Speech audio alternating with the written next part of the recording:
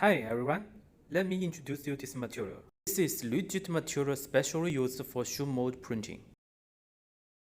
Below this one is the elastomer resin. It can bend,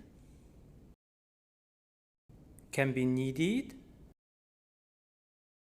This material is perfect for knee pads, body armor, and cushions, matches, etc. From material, you see that's flexible. More hollow design, the effect will be better. You see this machine, which produced the shoes by Yidimu LCD 3D printer. This machine is very easy to operate, and we can take off this printing platform.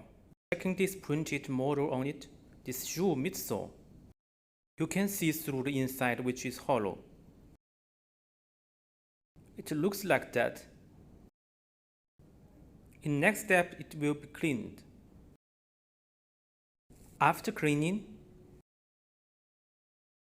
remove this support.